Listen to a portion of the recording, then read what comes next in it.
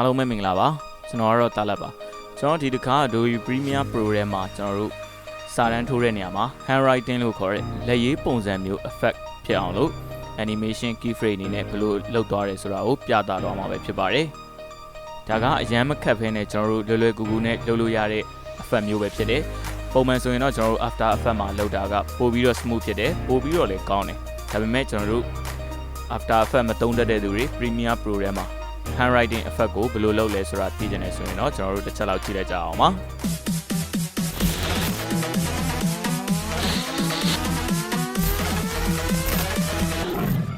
Okay ဒီတော့ကျွန်တော် Adobe Premiere Pro ထဲမှာ video file တစ်ခုရှိတယ်အဲ့ဒီ video file ပေါ်မှာကျွန်တော်တို့ဒီ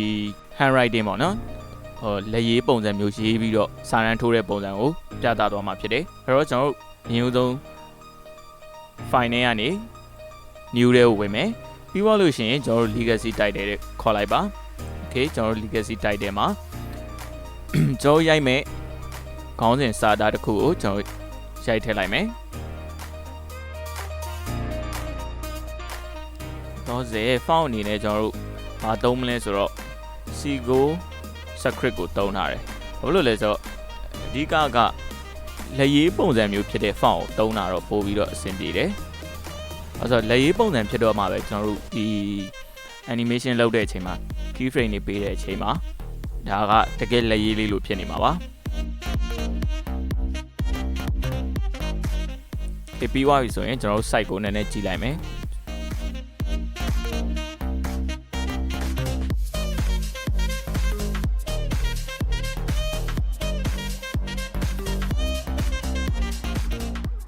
လောလောဆယ် color ကိုကျွန်တော်တို့တခြားအရောင်တင်အောင်တစ်ခုခုခဏထားလိုက်မယ်ပေါ့နော် Okay ပြီးပြီဆိုရင်ကျွန်တော်တို့ခုနကထိုးထားတဲ့ title လေးကို video clip ပေါ်မှာတင်ပေးလိုက်မယ် track 2မှာပေါ့နော် video track 2မှာတင်ထားလိုက်မယ် Okay ပြီးသွားပြီဆိုရင်တော့ကျွန်တော်တို့နောက်တစ်ဆင့်အနေနဲ့ project ထဲမှာပဲ new item နဲ့ကနေ transparent video ကိုခေါ်လိုက်မယ် Okay ကျွန်တော် transparent video ကိုကြတော့ခုနက title video track ရဲ့အပေါ်မှာ track နောက်တစ် line ဖြစ်တဲ့ video track 3မှာတင်ထားလိုက်မယ်ဒါကဘာလို့ဖို့လဲဆိုတော့ကျွန်တော်တို့ transparent video ပေါ်ကနေပြီးတော့ကျွန်တော်ခုနပြောတဲ့ keyframe အနေနဲ့ဒီ stroke နဲ့ပေါ့နော်ဒီလက်ရေးပုံစံဖြစ်အောင်လို့ဒီထဲမှာပဲလုပ်ရမှာပါ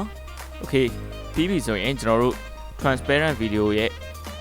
effect control တွေကိုသွားမယ်ပြီးတော့လို့ရှိရင်ကျွန်တော်တို့ဒီမှာရှိတဲ့ effect ထဲမှာ write on WRITE on ဟုတ်ကဲ့ write on ကိုကျွန်တော်ယူလိုက်မယ် write on effect ကို effect control တွေကိုထည့်လိုက်မယ်ဒါကျွန်တော် transparent video ရဲ့ effect control တွေကိုထည့်မှာပါ Okay ပြီးသွားပြီဆိုရင်ကျွန်တော်ဒီမှာဘာမှတော့မပေါ်သေးဘူးဘာဖြစ်လို့လဲဆိုတော့ဒီမှာ brush side ကသေးနေတယ်ဟုတ်ကျွန်တော် brush side ကိုကြီးလိုက်မယ် Okayဒါဆိုရင်ကျွန်တော်အခုလိုမြင်ရမှာပါ brush side ကိုဒီ brush side ကစလုံးရဲ့အထူအပါးပေါ်မူတည်ပြီးတော့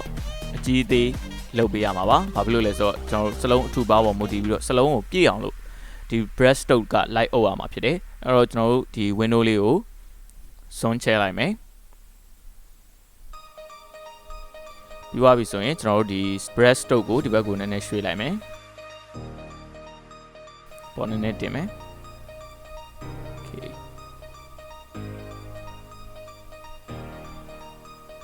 Okay ဒီလောက်ဆိုရင်တော့ကျွန်တော်တို့ဒီစလုံးကိုဒီ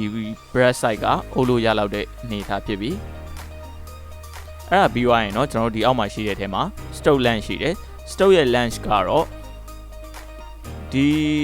လက်ရေးပုံစံရေးသွားတဲ့အချိန်မှာကြာချိန်ဘယ်လောက်ကြာမလဲဆိုတော့သတ်မှတ်တဲ့ duration ပဲဖြစ်တယ်ကျွန်တော်ဒီကောင်ကို9 second ထားထားမယ် Okay brush ရဲ့ spacing ကကျတော့ 0.001 Okayဒါတွေကျွန်တော်တို့လုပ်ပြီးသွားပြီဆိုရင်တော့ကျွန်တော်တို့စပြီးတော့ keyframe နေနဲ့ animation စလုပ်မယ်အဲ့တော့ transparent video ရဲ့ထိပ်ဆုံးကိုတွားလိုက်မယ်ကျွန်တော်တို့ Okay video ရဲ့ထိပ်ဆုံးကိုရောက်ပြီဆိုရင်ကျွန်တော်တို့ brush position နေရာမှာကျွန်တော်တို့ click စပေးမယ်ဒီနေရာမှာရှိတဲ့ toggle animation keyframe နေရာလေးကိုကျွန်တော် click တစ်ချက်နှိပ်လိုက်မယ်ဒါဆိုရင်ကျွန်တော်ဒီမှာ keyframe တစ်ခုဝင်သွားပြီ Okay ပြီးသွားပြီဆိုရင်တော့ကျွန်တော်ဖြည်းဖြည်းချင်းနဲ့ frame by frame ကျွန်တော်တို့လိုက်ပြီးတော့ stroke က light over မှာပါ okay ပြီးတော့ကျွန်တော်တို့ဒီနေရာမှာ click လေးချပြီးတော့2 frame စီသွားမယ် okay ပြီးသွားပြီဆိုရင်ကျွန်တော်တို့ဒီမှာရှိတဲ့ brush ကိုဒီဘက်ကိုဆွဲပြီးအုပ်လိုက်မယ်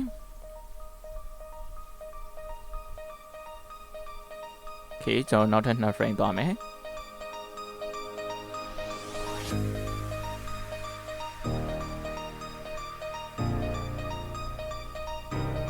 okay ဒီလိုမျိုးမညီတဲ့နေရာတွေရှိတယ်ဆိုရင်တော့ကျွန်တော်တို့ဒီမှာ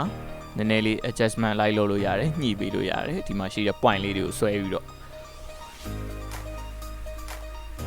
okay ပြီးသွားရင်နောက် frame ခုရောက်မယ်နောက် frame ကနေပြီးတော့ကျွန်တော်ကျန်တဲ့နောက်စလုံးတွေကိုဆက်ပြီးတော့ဒီပုံစံအတိုင်းပဲအုပ်ရမှာဖြစ်ပါတယ်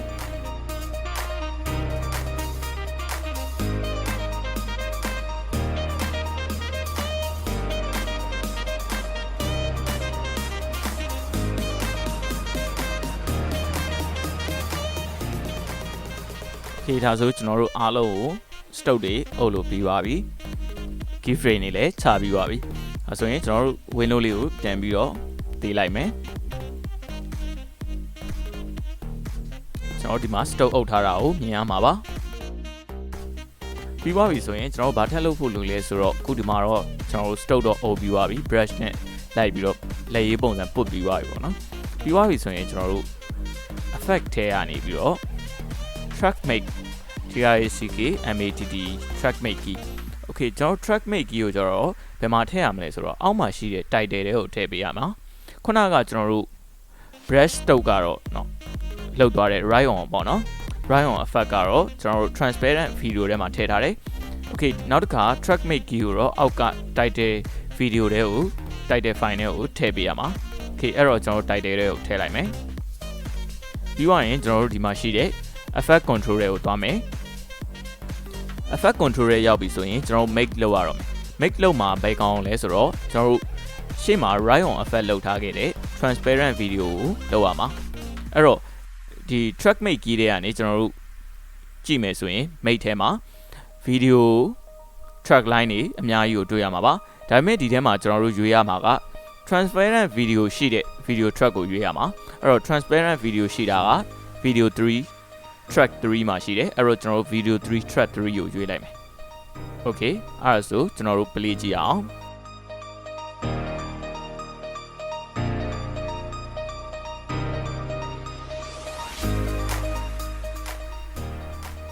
okay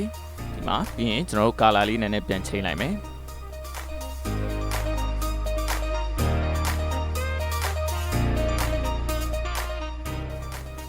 ခေဒါဆိုကျွန်တော်တို့တစ်ချက်လောက် play ကြည့်လိုက်အောင်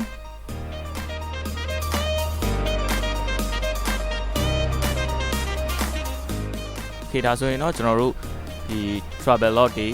vlog တွေရိုက်တဲ့အချိန်မှာကျွန်တော်တို့ handwriting ပုံစံနဲ့စာတန်းထိုးတဲ့ဟာကို Adobe Premiere Pro နဲ့လုပ်ပြသွားတာပဲဖြစ်ပါတယ်